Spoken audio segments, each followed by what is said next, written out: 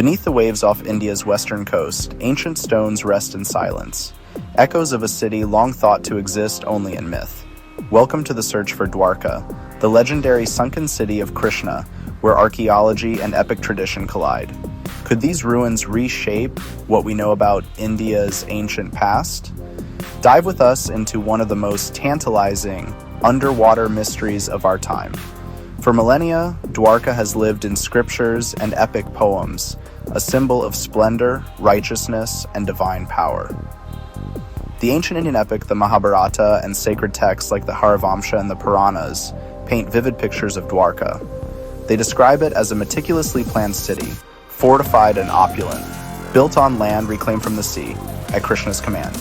It was portrayed as a city of immense wealth and beauty, with wide streets, grand palaces, and towering gateways, a beacon of dharma and prosperity. These texts also narrate its tragic end. Following a curse and internecine conflict, the glorious city was said to have been reclaimed by the ocean, swallowed by the waves shortly after Lord Krishna's departure from the earthly realm, a poignant tale of grandeur, lost to the depths. For centuries, the story of Dwarka's submergence was largely considered myth, a powerful metaphor within a rich spiritual tradition. However, in the latter half of the 20th century, and more intensively in recent decades, marine archaeological explorations off the coast near the modern town of Dwarka have yielded astonishing finds. Initial surveys revealed submerged stone structures, patterned layouts, and ancient artifacts, hinting that the legendary city might be more than just a figment of poetic imagination. The thrill of such a possibility is immense, for it suggests that a cornerstone of Indian cultural heritage could have a tangible, historical basis, waiting to be rediscovered beneath the protective embrace of the sea. The implications of confirming these underwater ruins as the Dwarka of legend are truly monumental.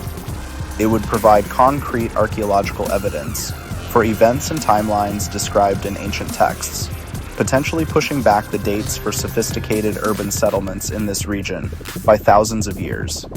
Such a discovery would not only validate deeply held cultural and religious beliefs, but also offer invaluable insights into the maritime capabilities, architectural skills, and societal structures of a hitherto little understood period of Indian antiquity. The quest to uncover Dwarka is thus more than an archaeological dig. It is a journey to connect with a foundational story of Indian civilization. The methodical work of marine archaeologists in the waters off Dwarka has begun to paint a compelling picture of a substantial ancient settlement. Sonar surveys have mapped out extensive areas, displaying well-defined foundations, remnants of stone walls, and grid-like patterns indicative of planned urban development. Some of these structures lie at depths of up to 40 meters, suggesting a significant change in sea level or land subsidence since their construction. The sheer scale of the submerged site is impressive, pointing towards a settlement of considerable size and importance, far beyond a mere collection of scattered fishing hamlets. These are the silent stones of a lost era. Among the artifacts painstakingly recovered from the seabed are pieces of pottery, some bearing inscriptions in ancient scripts, stone anchors of various designs, beads crafted from semi-precious stones, and tools made of metal and shell. These objects offer precious clues to the daily lives of the city's inhabitants, their trade connections, and their technological prowess. Radiocarbon dating of some of these artifacts, as well as thermoluminescence dating of pottery, has yielded dates that place the settlement firmly in ancient times, with some estimates suggesting an age that aligns intriguingly with the traditional time frame associated with Lord Krishna and the events of the Mahabharata. Each recovered fragment adds another piece to this complex historical puzzle. The challenges of underwater archaeology in this region are considerable.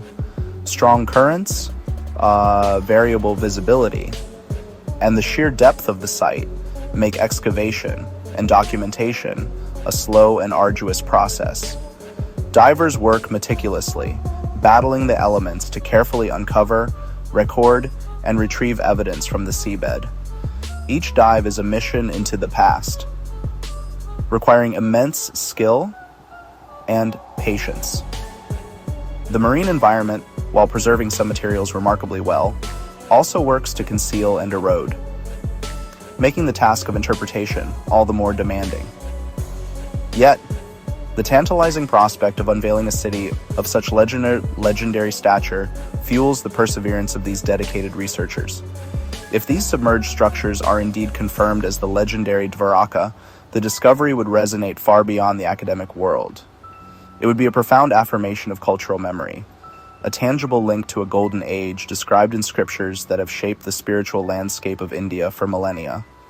It would stand as a testament to the ingenuity and resilience of ancient peoples, their ability to build magnificent cities and thrive in coastal environments. The sunken city off Gujarat's coast, whether it is the Dwarka of Krishna or another significant ancient port, holds the key to unlocking a deeper understanding of India's rich and very distant past, a chapter of human history long hidden beneath the waves. Thanks for tuning in, everyone. If you liked this video, don't forget to subscribe. I'm Ned, and until next time, stay curious and stay current.